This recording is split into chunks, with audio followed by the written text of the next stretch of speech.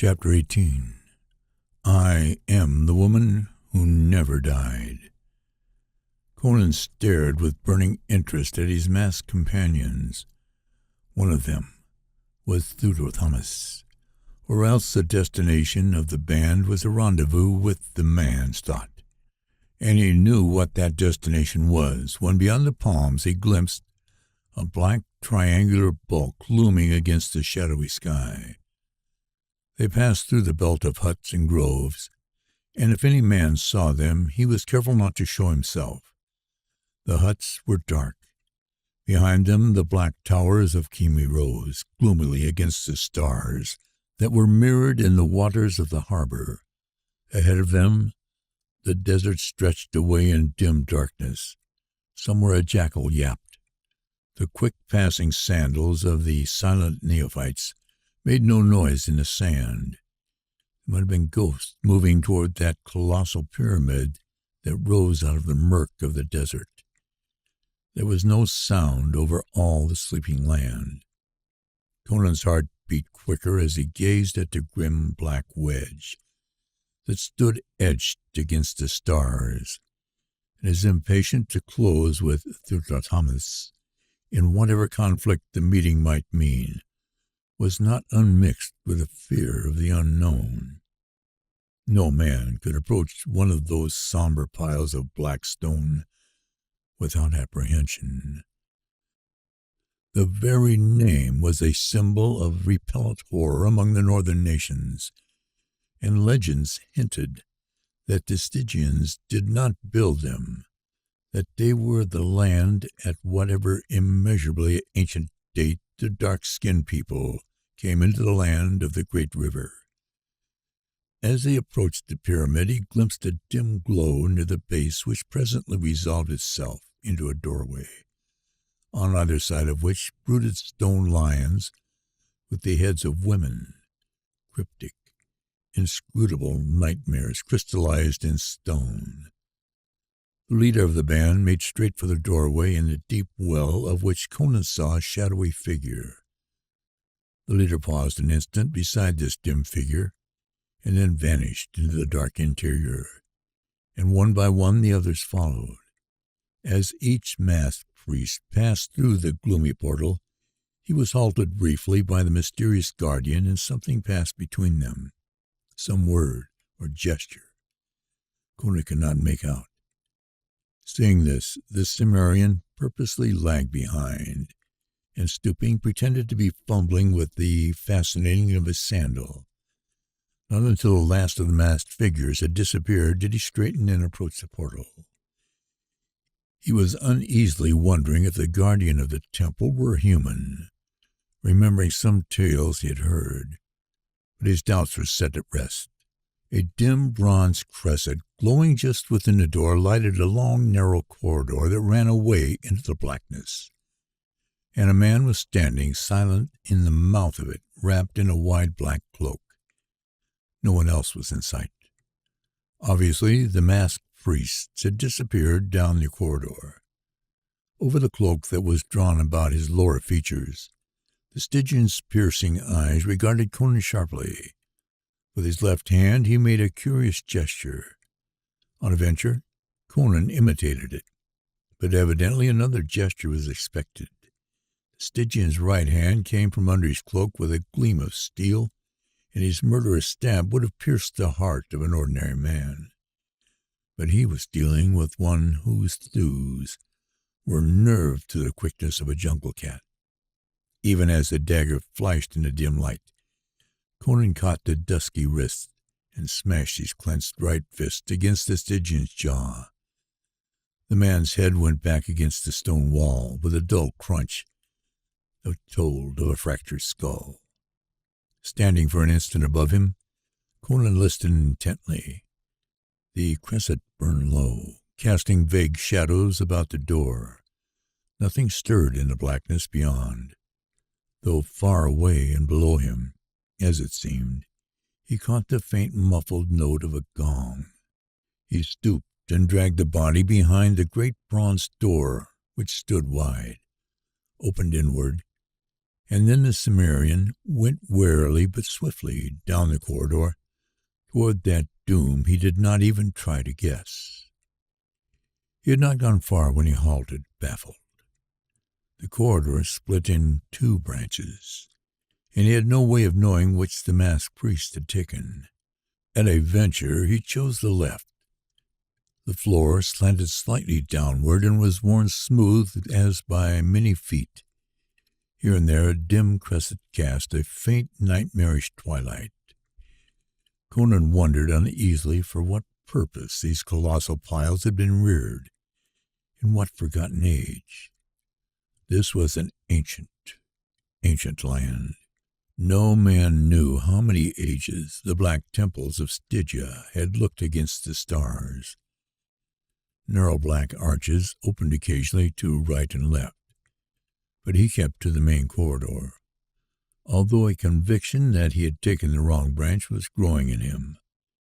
Even with their start on him, he should have overtaken the priest by this time. He was growing nervous. Silence was like a tangible thing, and yet he had a feeling that he was not alone. More than once, passing a nighted arch, he seemed to feel this glare of unseen eyes fixed upon him. He paused, half-minded to turn back to where the corridor had first branched. He wheeled abruptly, knife lifted, every nerve tingling. A girl stood in the mouth of a smaller tunnel, staring fixedly at him. Her ivory skin showed her to be Stygian of some ancient noble family, and like all such women, she was tall, lithe, voluptuously figured, her hair a great pile of black foam, among which gleamed a sparkling ruby. But for her velvet sandals and broad jewel-crusted girdle about her supple waist, she was quite nude. "What do you here?" she demanded. To answer would betray his alien origin. He remained motionless, a grim, somber figure in the hideous mask with the plumes floating over him. His alert gaze sought the shadows behind her and found them empty, but there might be hordes of fighting men within her call. She advanced toward him, apparently without apprehension, though with suspicion. "You are not a priest," she said. "You are a fighting man. Even with that mask, it is plain. There is as much difference between you and a priest as there is between a man and a woman." "By Set," she exclaimed, halting suddenly, her eyes flaring wide. "I do not believe you are even a Stygian." With a movement too quick for the eye to follow, his hand closed about her round throat, lightly as a caress. "Not a sound out of you," he murmured. Her smooth ivory flesh was cold as marble, yet there was no fear in the wide, dark, marvelous eyes which regarded him. "Do not fear," she answered calmly. "I will not betray you. But are you mad to come, a stranger and a foreigner, to the forbidden temple of Set?" "I'm looking for the priest Theophilus," he answered. "Is he in this temple?" "Why do you seek him?" she parried. "He has something of mine which was stolen." "I will lead you to him," she volunteered so promptly that his suspicions were instantly roused. "Don't play with me, girl," he growled. "I do not play with you. I have no love for Theophilus." He hesitated, then made up his mind. After all, he was as much in her power as she was in his. "Walk beside me," he commanded, shifting his grasp from her throat to her wrist. "But walk with care. If you make a suspicious move—" She led him down the slanting corridor, down and down, until there were no more cressets, and he groped his way in darkness, aware less by sight than by feel and sense of the woman at his side. Once when he spoke to her, she turned her head toward him, and he was startled to see her eyes glowing like a golden fire in the dark. Dim doubts and vague, monstrous suspicions haunted his mind, but he followed her through a labyrinthine maze of black corridors, that confused even his primitive sense of direction. He mentally cursed himself for a fool, allowing himself to be led into that black abode of mystery. But it was too late to turn back now. Again he felt life and movement in the darkness about him, sensed peril and hunger burning impatiently in the darkness. Unless his ears deceived him, he caught a faint sliding noise that ceased and receded at a muttered command from the girl. She led him at last into a chamber lighted by a curious 7-branch candelabrum in which black candles burned weirdly. He knew they were far below the earth. The chamber was square, with walls and ceiling of polished black marble, and furnished after the manner of the ancient Stygians. There was a couch of ebony covered with black velvet, and on a black stone dais lay a carven mummy case. Conan stood waiting expectantly, staring at the various black arches which opened into the chamber, but the girl made no move to go farther. Stretching herself on the couch with feline suppleness, she intertwined her fingers behind her sleek head and regarded him from under long, drooping lashes. "Well?" he demanded impatiently. "What are you doing? Where's Thomas?" "There is no haste," she answered lazily. "What is an hour, or day, or a year, or a century, for that matter? Take off your mask.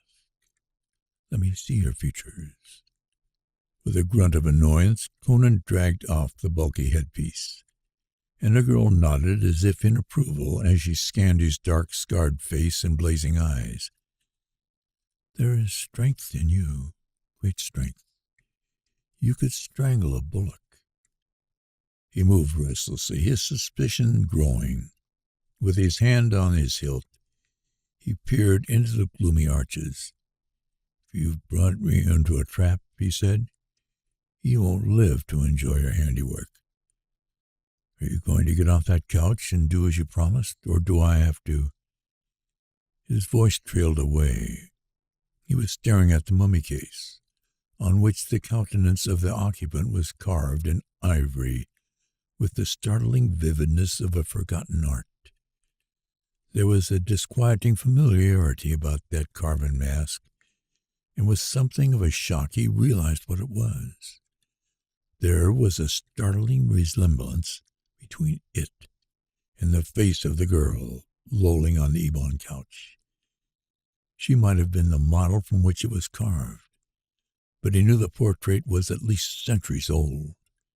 Archaic hieroglyphics were scrawled across the lacquered lid, and seeking back into his mind for tag-ins of learning, picked up here and there as incidentals of an adventurous life, he spelled them out and said aloud, "Akavashka." "You have heard of Princess Ashkavashka?" inquired the girl on the couch. "Who hasn't?" he grunted. The name of that evil, beautiful princess still lived the world over in song and legend, though 10,000 years had rolled their cycles since the daughter of Tutankhamun had reveled in purple feasts amid the black halls of ancient Luxor. Her only sin was that she loved life, and all the meanings of life, said the Stygian girl. To win life, she courted death. She could not bear to think of growing old and shriveled and worn, and dying at last as hags die. She wooed darkness like a lover, and his gift was life. Life that, not being life as mortals know it, can never grow old and fade. She went into the shadows to cheat age and death. Conan glared at her with eyes that were suddenly burning slits, and he wheeled and tore the lid from the sarcophagus. It was empty. Behind him, the girl was laughing, and the sound froze the blood in his veins. He whirled back to her, the short hairs on his neck bristling. "You are Akavasha," he grated. She laughed and shook back her burnished locks, spread her arms sensuously. "I am Akavasha, I am the woman who never died, who never grew old, who fools say was lifted from the earth by the gods in the full bloom of her youth and beauty, to queen it forever in some celestial clime. Nay, it is in the shadows that mortals find immortality. 10,000 years ago I died to live forever. Give me your lips, strong man. Rising lightly, she came to him, rose on tiptoe, and flung her arms about his massive neck. Scowling down into her upturned, beautiful countenance, he was aware of a fearful fascination and an icy fear. Love me, she whispered, her head thrown back, eyes closed, and lips parted. Give me your blood to renew my youth and perpetuate my everlasting life. I will make you too immortal. I will teach you the wisdom of all ages, all the secrets that have lasted out eons in the blackness beneath these dark temples. I will make you king of that shadowy horde which revels among the tombs of the ancients. When night veils the desert and bats flit across the moon, I am weary of priests and magicians and captive girls dragged screaming through the portals of death. I desire a man. Love me, barbarian. She pressed her dark head down against his mighty breast, and he felt a sharp pang at the base of his throat. With a curse, he tore her away and flung her sprawling across the couch. Damn vampire! Blood was trickling from a tiny wound in his throat. She reared up on the couch like a serpent poised to strike, all the golden fires of hell blazing in her white eyes. Her lips drew back, revealing white-pointed teeth. Fool, she shrieked, do you think to escape me you will live and die in darkness? I have brought you far below the temple. You can never find your way out alone. You can never cut your way through those which guard the tunnels. But for my protection, the sons of Set would long ago have taken you into their bellies. Fool, I shall yet drink your blood.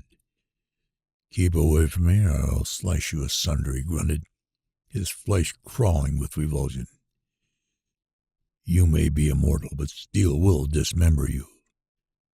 As he backed toward the arch through which he had entered, the light went out suddenly. All the candles were extinguished at once, though he did not know how, for Akavashka had not touched them. But the vampire's laugh rose mockingly behind him, poison sweet as the boils of hell, and he sweated as he groped in the darkness for the arch in a near panic.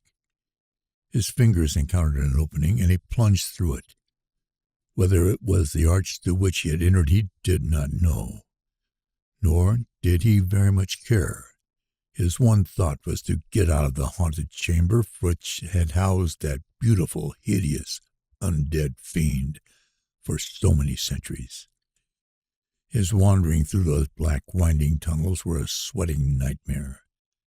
Behind him and about him he heard faint slitherings and glidings, and once the echo of a sweet, hellish laughter he had heard in the chamber of Akavashka. He slashed furiously at the sounds and movements he heard or imagined he heard in the darkness near him, and once his sword cut through some yielding, tenuous substance that might have been cobwebs. He had a desperate feeling that he was being played with, lured deeper and deeper into the ultimate night, before being set upon by demonic talon and fang, and through his fear ran the sickening revulsion of his discovery. The legend of Akavashka was so old, and among the evil tales told of her ran a thread of beauty and idealism, of everlasting youth. To so many dreamers and poets and lovers, she was not alone the evil princess of Stygian legend, but the symbol of eternal youth and beauty shining forever in some far realm of the gods. And this was the hideous reality. This foul perversion was the truth of that everlasting life. Through his physical revulsion ran the sense of a shattered dream of man's idolatry. Its glittering gold proved slime and cosmic filth. A wave of futility swept over him, a dim fear of the falseness of all men's dreams and idolatries. And now he knew that his ears were not playing him tricks. He was being followed, and his pursuers were closing in on him. In the darkness sounded shufflings and slidings that were never made by human feet. No, nor by the feet of any normal animal. The underworld had its bestial life too, perhaps. They were behind him. He turned to face them, though he could see nothing, and slowly backed away. Then the sound ceased, even before he turned his head and saw, somewhere down the long corridor, a glow of light.